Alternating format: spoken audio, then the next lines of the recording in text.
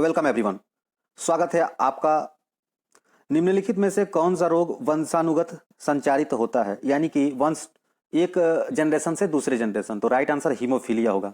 SSC का ये favourite question 2013 में पूछा है, इसके पहले भी पूछा है, इसके बाद भी पूछा है और आगे भी पूछेगा। हीमोफीलिया जो आपका है वंशानुगत संचारित डिसीज बीमारी रोग है हीमोफीलिया। नेक्स्ट क्वेश्चन आपके सामने। मलेरिया मादा एनफिलीज से फैलता है, इसकी खोज सबसे पहले किसने की थी? इसका राइट आंसर आप गेस करिए। फ्रेंड्स, चैनल पे नए हैं, पहली बार विजिट कर रहे हैं तो प्लीज सब चैनल को सब्सक्राइब कर लीजिएगा। आने वाले जितने भी गवर्नमेंटेड एग्जाम हैं सारे के सारे एग्जाम ओरिएंटेड पेपर अच्छे से सॉल्यूशन कराए जाएंगे, तो प्लीज सब्सक्राइब कर लीजिएगा, बेल आइकन को प्रेस कर लीजिएगा और वीडियो को लाइक जरूर करिएगा। चलिए, इसका राइट आंसर अपने पता चल गया होगा, कोई बात नहीं है। मलेरिया मादा एनफिलीज से फैलता है, तो इसमें एक चीज हमको लर्न करना है कि मादा एनफिलीज से फैलता है, फीमेल एनफिलीज। ठीक है, तो इसका राइट आंसर था कि पहले इसकी खोज किसने की थी कि यह रोग मादा एनफिलीज के कारण फैलता है, तो उनका नाम था रोनाल्ड रॉस।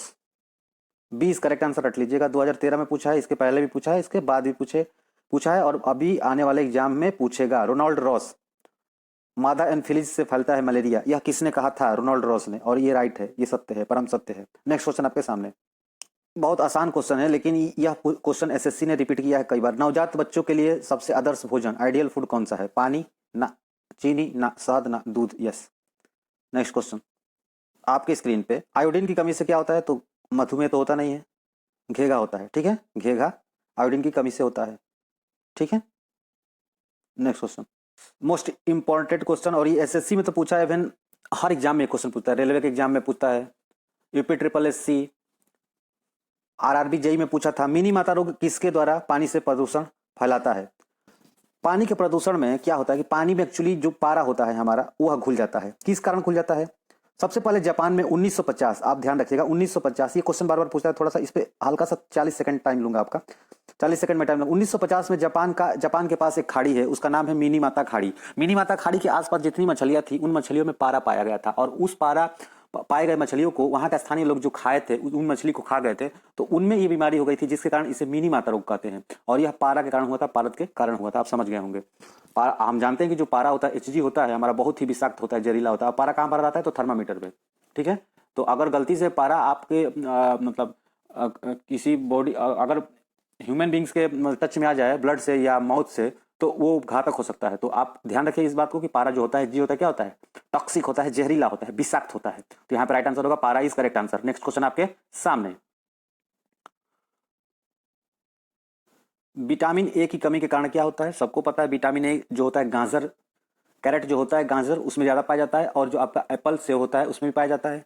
नाइट ब्लाइंडनेस, रतौंधी जिसे कहा जाता है, तो C is correct answer. Next question आपके सामने।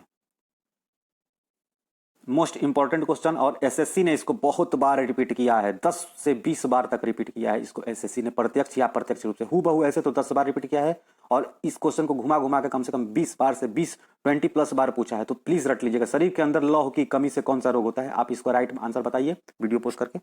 रतौधी नहीं होगा, ईसो विटामिन ए की कमी के कारण होता है। वर्ण आंधानता भी नहीं होगा, तपेदिक भी नहीं होगा, रक्तहीनता, जी हाँ, जिसे अनीमिया बोलते हैं, अनीमिया की जिसमें शिकायत होती है, अनीमिया। अनीमिया क्या होता है? तो रक्त की कमी, रक्त में हीमोग्लोबिन की मात्रा घट जाती, एनीमिया। शरीर के अंदर लौह तत्व की कमी के कारण उत्पन्न रोग को रक्तहीनता, एनीमिया कहा जाता है। C is correct answer. Next question आपके सामने, रट लीजिएगा, स्क्रीनशॉट ले लीजिए। C is correct answer. Next question आपके सामने, ये क्वेश्चन एसएससी का। प्रचुर मात्रा में एक किस में पाया जाता है? विटामिन ए किस में पाया जाता है? विटामिन ए किस में पाया जाता है? सेम में नहीं, चावल में नहीं, नींबू में नहीं। नींबू में कौन सा विटामिन पाया जाता है? Vitamin C. और आंवले में भी विटामिन सी। तो विटामिन ए सबसे ज्यादा पाया जाता है किसमें? गाजर, कैरेट में, और एप्पल में भी पाया जाता है, सेव में भी पाया जाता है, और सारे बहुत से फ्रूट हैं और सब्जियां हैं जिसमें पाया जाता है, लेकिन मोस्ट गाजर में सबसे ज्यादा पाया जाता है। और एसएससी के अकॉर्डिंग हम लोग बात कर रहे हैं, तो गाजर को टिक करिएगा। अगर गाजर ऑप्शन में रहेगा तो एप्पल, सेव रहेगा, उसको टिक करिएगा। नेक्स्ट क्वेश्चन आपके सामने। विटामिन सी जो होता है उसमें, विटामिन सी जो होता है नींबू में, आंवले में ज्यादा पाया जाता है। ठीक है, और जो आपका जल में घुलनशील एक विटामिन होते हैं और एक वसा में घुलनशील विटामिन होते हैं, तो आप याद रखिए KEDA, ये जो है KEDA, मतलब इसको केडा या कीड़ा कुछ भी बोलिए, और एक होता है बी और सी। तो जो बी और सी होता है आपका, विटामिन बी और सी जल में घुलनशील होता है, लेकिन KEDA आपका जो होता है वसा में घुलनशील होता है। तो इसीलिए विटामिन बी और विटामिन सी की आवश्यकता हमको पर डे पड़ती है, और विटामिन के, विटामिन ई और विटामिन डी और ए, इसकी आवश्यकता अगर हमको भविष्य में अगर कभी नहीं भी मिल पाता है, पूर्ति आपूर्ति हमारे शरीर बॉडी को नहीं होती है, तो यह हमारा बॉडी का जो हमारा यकृत लीवर होता है उसको स्टोर करके अच्छे से रख लेता है। कौन कौन सा विटामिन? तो vitamin A, vitamin D, vitamin E, vitamin के, मतलब के ई डी ए, यह स्टोर कर लेता है, हमारा बॉडी एब्जॉर्ब कर लेता है कि अगर भविष्य में हमको ना मिले तो वहाँ पे यह रिड्यूस करे, उत्पन्न करे, हमारे बॉडी की रिक्वायरमेंट को पूरा करे। और वही बात कर ले विटामिन बी और विटामिन सी की, तो इस विटामिन की डेली जरूरत पड़ती है, हमको पर डे जरूरत पड़ती है। तो इसका राइट आंसर होगा विटामिन ए प्रचुर मात्रा में गाजर में पाया जाता है और भविष्य के लिए स्टोर किस में करता है? तो लीवर में, हमारे लीवर में यह यकृत में यह स्टोर कर लेता है कि अगर भविष्य में हमको विटामिन ए की कमी हो जाए तो वहाँ से यह इसको निकाले और हमारा जो भी फंक्शन है, जिसे आँख से जो दृश्य देखते हैं वहाँ पे ज़्यादा इसका फंक्शन काम करता है, तो वहाँ पे प्रोवाइड कराता है। और अगर हमको विटामिन ए की कमी हो जाती है तो वहाँ पे आपूर्ति करता है लीवर के माध्यम से। नेक्स्ट क्वेश्चन आपके सामने 2015 में एसएससी ने पूछा था और इसके बाद भी पूछा है और 2015 के पहले भी पूछा है। हालांकि 2015 के पेपर से चुराया गया तो 2015 ही लिखेगा। टाइपिस्ट हैं हमारे, उन्होंने बस जो जैसा पेपर है तो उसको बस उन्होंने छाप दिया है, तो उनकी कोई गलती नहीं है। ये बस इतना ध्यान रखिएगा, ये 2000 अगर मैं 14 के पेपर उठा के देखूँ तो उसमें भी पूछा है, ठीक है। अगर 2012 में उठा के देखो तो उसमें भी पूछा है, तो आप इसको अच्छे से समझिए कि मैं क्या कहना चाह रहा हूँ, मतलब इंपॉर्टेंट क्वेश्चन है। स्कर्वी रोग किसकी कमी के कारण होता है? आपको पता हो गया, विटामिन डी ना, विटामिन ए ना, विटामिन बी ना, विटामिन सी। और सोर्स क्या होगा? आंवला और नींबू। विटामिन डी की बात कर ले तो विटामिन डी जो होता है एक आपका हार्मोनल विटामिन बी कहा जाता है। विटामिन बी की बात कर लें तो विटामिन बी के B1, B2 ऐसे करके बी कॉम्प्लेक्स होता है। क्या?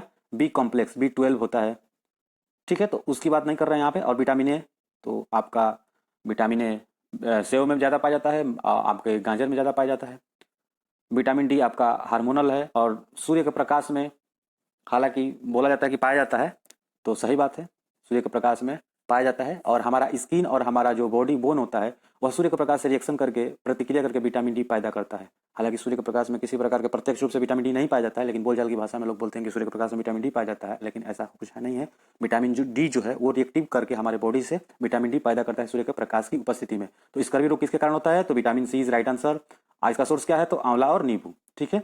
नेक्स्ट क्वेश्चन, ये क्वेश्चन आपके स्क्रीन पे है, आप इसका राइट आंसर बताइए। दर्दनाक अस्थि रोग इटाई, एक तो मिनीमाटा रोग था, मिनीमाता, वो जापान में शुरू हुआ था 1950 में, ठीक है। पारा के कारण यानी पारद के कारण हुआ था, मछलियों के थ्रू हुआ था, मछलियों के माध्यम से हुआ था। और मछलियों का जो मछलियाँ थी वो उन्होंने पारा को एब्जॉर्ब कहाँ से किया था? तो निकलने वाली फैक्ट्री, उसके कचरे के जो कि समुद्र में बहा दिया जाता था, क्योंकि पारे का प्रोडक्ट बनाया जाता था, पारे से रिलेटेड सारी वस्तुएं बनाई जाती थी, जैसे थर्मामीटर हो गया और भी सारे रिसर्च किए जाते थे, केमिकल बनाया जाता था। तो वो तो जापान से 1950 में चालू होता है। इसका राइट आंसर आप बताइए। दर्दनाक अस्थि रोग इटाई का पहले कहाँ पता चला था? यूएसए नहीं होगा, चाइना नहीं होगा, भारत नहीं होगा, जापान होगा। जी हाँ, जापान।